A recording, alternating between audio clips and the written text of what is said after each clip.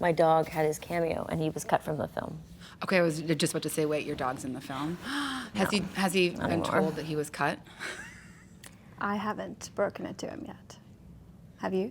No. No. I was going to tell him on his birthday.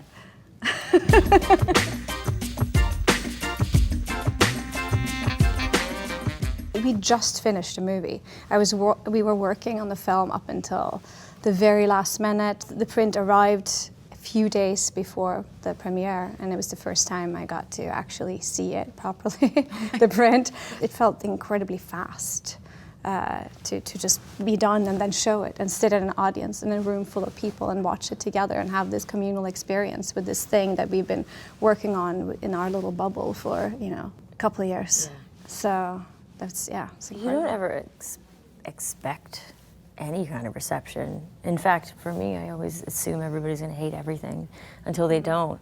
And it's helped me in life. Yeah, it does. It's a I don't coping mechanism. get disappointed very often because of it, but it's just everything you would want. If you can have an ideal world, with the ideal reception, it would be what we got. Did you all do particular warm-ups, or what did you do to start the day before you got into it? On the days when you're doing the movement and the noises and all of that, how do you get into it? We did a lot of group exercise. It's a bit like theater camp, this movie, because we have so much physical work and voice work to do. So you guys would start your day warming up with the dancers on the days. The dancers really know how to stretch. They really do, yeah. And so we learned a lot. But we do a lot of, and we do a lot of throughout the day, the whole crew, we will do a lot of heart opening meditations and Just good stretches, and everyone kind of gets in on it. It's really physical for the crew as well. We have a lot of really long sequence handheld takes, and so I think everyone sort of joined in a lot in that warming up and getting into it. I will say that there was in the beginning, when we were in the studio, we did that kind of exorcism of sorts. Which was a long process of us kind of and I think that you kind of, Mona, end up in the movie with that scene with Stacy and Scott. There's this scene where Anne first witnesses kind of this form of practice where you kind of almost put the audience through the same experience that you put us through, which was kind of exercising all of the kind of your social instincts to maybe laugh at first or to judge, and then you sort of give in and surrender, and then you sort of kind of fall into this bizarre hypnosis. And that was a really kind of integral part of the process. It's choreographed to a point, and then there's just, you have to let go. And that was part of the ecstasy of what these people did in ecstatic dancing. And you have to let go, and that room was separated by people who held on a little bit, whether it was ego or fear or whatever it was, between them and the people who were just completely giving themselves over to the film, to whatever would come, to the vulnerability, and that is you. It was a beautiful thing to witness, because I didn't know Louis very well. And you just gave into this exercise, and I was like, oh, he's like a bona fide, true artist. I mean, and you also, you obviously you're a very good actor, but it goes way deeper than that. And this movie it challenges you.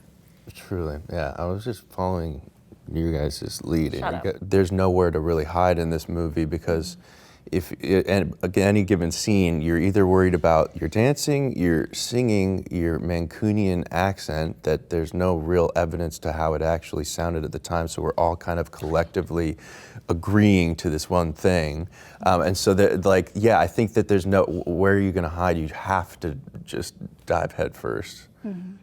And trust. And trust. Total yeah. trust. Total trust. Yeah. Trust. Mother Mona. Well, yeah, and each other. Yeah. That you have each other's back. Oh my God, we've been through some things.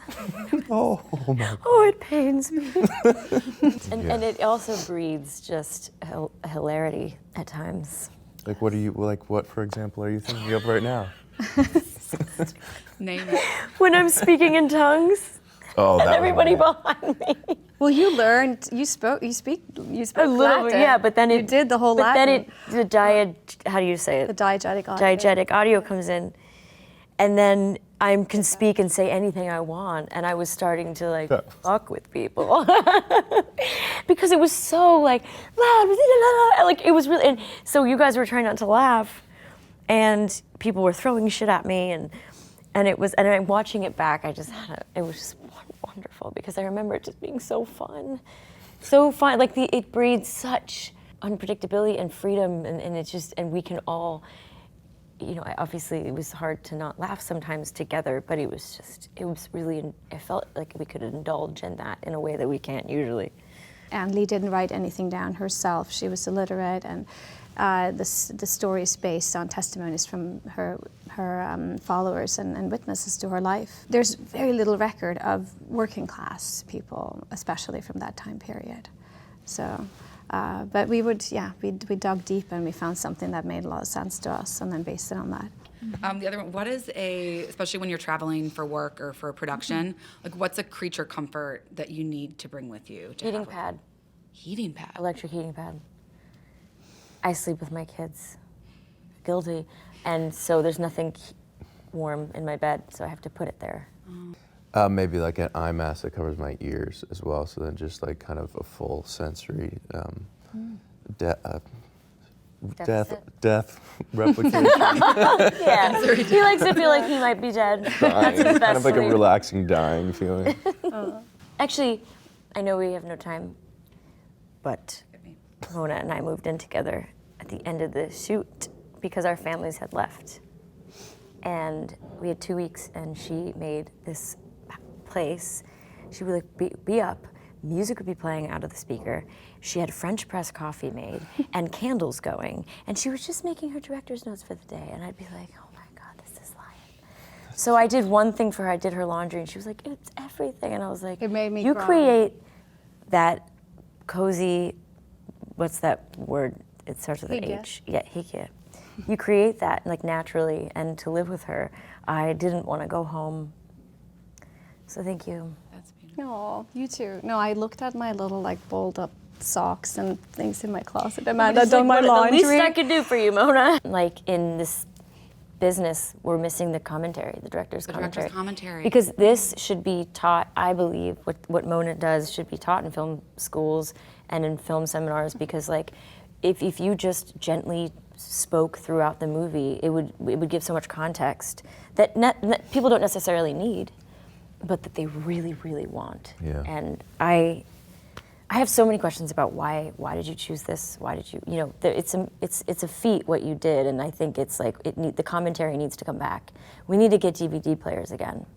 That's why we're here. We are selling some great You're DVDs. to announce We have a great new DVD player company.